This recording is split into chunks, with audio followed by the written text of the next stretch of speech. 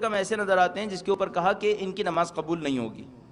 ان میں سے عرض کرتا ہوں، من نظر الی ابویہ نظر ماقت وہما ظالمان لہ لم یقبل اللہ لہ صلاۃ. فرمایا جو اپنے والدین پر غصے کی نظر کرے جبکہ والدین اس پر ظلم کر رہے ہوں، اس کی نماز خدا قبول نہیں کرے گا. تصور فرما رہے ہیں، والدین ظلم کر رہے ہیں اور اس اولاد کو اپنے ظالم ماں باپ کے سامنے دیکھا گیا ہے کہ یہ ان پر غصے کی نظر سے دیکھتا ہے. پروردگار عالم فرماتا ہے بس اس پر بھی نماز قبول نہیں ہوگی. اور یہ روایت ہمارے پاس امام ششم سے. بس ایک روایت یہ ہو گئی. اس کا مطلب کیا ہوا؟ موضوع دیکھنے کا نہیں ہے، کوئی نہ دیکھے، اپنے والدین پر توجہ نہ دے، نماز قبول نہیں ہے.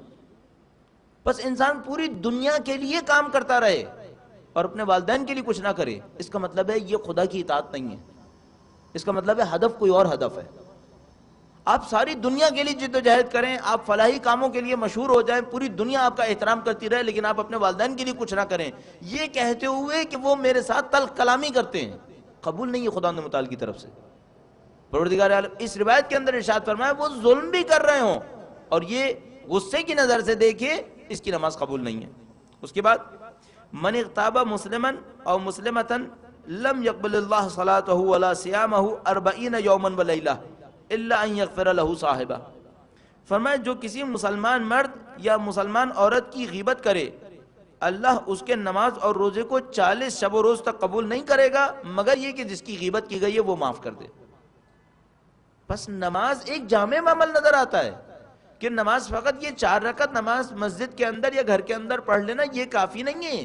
اس کو قبول کروانے کے لیے پوری زندگی تبدیل کرنی پڑے گی. کہ فرمایا جو والدین کے حقوق کو ادا نہ کرے اس کی نماز قبول نہیں ہے، جو مسلمان کی غیبت کرے اس کی نماز قبول نہیں ہے. اچھا کیا غیبت نہ کرے اور اس کو اذیت و آزار پہنچائے تب قبول ہے؟ ظاہر قبول نہیں ہے. غیبت کرنے پر نماز قبول نہیں ہے، پس کوئی اذیت و آزار کا سبب بن رہا ہے تب تو یقیناً قبول نہیں ہے. یہ ساری سمبولک علامات کے طور پہ بیان کیا گیا کہ ایک علامت یہ ہے کہ انسان مومن کے حقوق کو ادا کرے. اس کے بعد ایک اور فرمایا کہ جو الاستخفاف بها وعدم المحافظت علیہا، جو اپنی نماز کو کم شمار کرے اور اس پر محافظت نہ کرے، اس کی پابندی نہ کرے. کل اس کے سلسلے میں عرض ہوا کہ اول وقت ادا کرنا فرمایا رضوان خدا ہے اور آخر وقت ادا کرنا غفران خدا ہے. کہ جو اول وقت ادا کرے گا وہ کہہ پائے گا کہ اس نے نماز کے اوپر محافظت کی ہے، نماز کی حفاظت کا عمل انجام دیا. اور جو آخر وقت ادا کرتا ہے اسی طریقے سے لکھا ہے سستی کے عالم میں ادا کرتا ہے یا ادا کرتے وقت سمجھ نہیں پاتا کہ کس بات کو ادا کر رہا ہے، فرمایا یہ نماز قبول نہیں ہے. ہاں اس نماز سے شرعی ذمہ داری ختم ہو گئی، جو 4 رکعت نماز اس کے اوپر فرض ہوا تھا وہ تو ادا ہو گیا، لیکن آپ کہیے نماز قبول ہو گئی؟ نہیں، نماز قبول ہونے کے لیے شرائط ہیں اور وہ قبول ہونے کے لیے جو شرطیں وہ آپ کی خدمت میں عرض ہوئیں.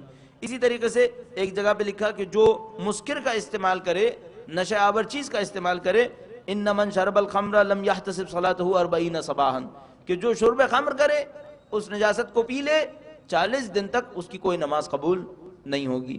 تو نماز خود بخود ایک جامع عمل نظر آتا ہے. نماز خود بخود ایک ایسی عبادت نظر آتی ہے کہ جس کے اندر پوری زندگی کو شامل کرنے لا موجود ہے. درود بھیجے گا محمد و آل محمد.